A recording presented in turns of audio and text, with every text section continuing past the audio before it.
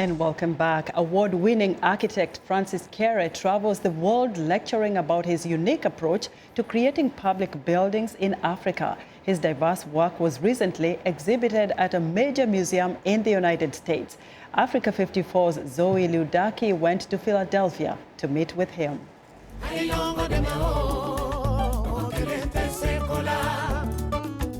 African architect Francis Kéré brings the colors of his country to the Philadelphia Museum of Art. Color Space, an installation created specifically for the museum, takes the viewer in an intense visual voyage into a dense space created by hundreds of chords.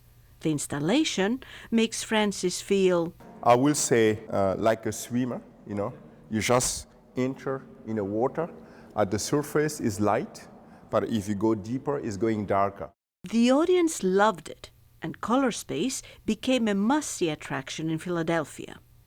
The inspiration for Color Space is simple to explain. I'm coming from a little village in Burkina Faso. There we love colors, and then we love to use what we have the most, whatever, simple material, like this cord is a very simple element, a material.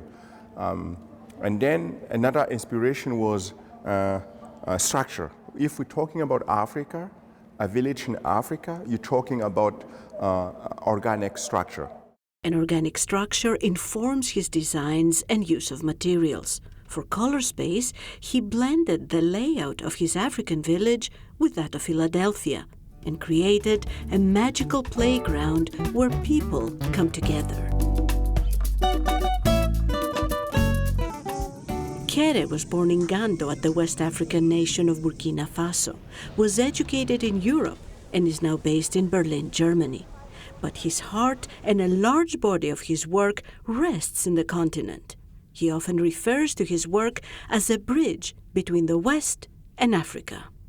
I'm trying to see how I can use knowledge from the Western world to create structure for the benefit of the people in my home, Burkina Faso, where there is a lot of things are missing. His first project, where he was still a student of architecture, was building a primary school in his home village of Gando.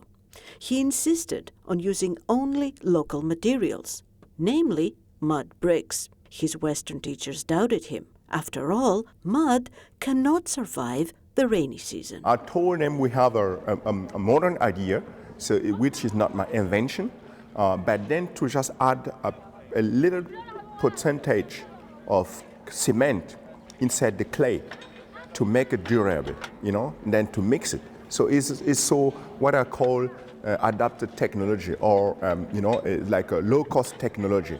And the reality was we built a house which was bigger than every other things in the village.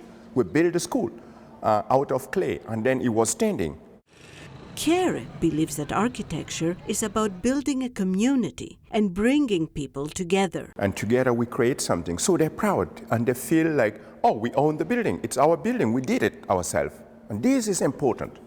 Francis Kéré does not only make buildings, he also trains locals in building techniques and then employs them in other projects. Through his foundation, he creates a generation of craftsmen and builders. And by the way, it helps you save a lot of money that you don't have. You understand? You train the people, but taking part of the building process, you give the people chance to identify themselves with the project you're doing. His latest project is to build Burkina Faso's new National Assembly. The driving force behind it is democratic values of transparency, openness, and equality.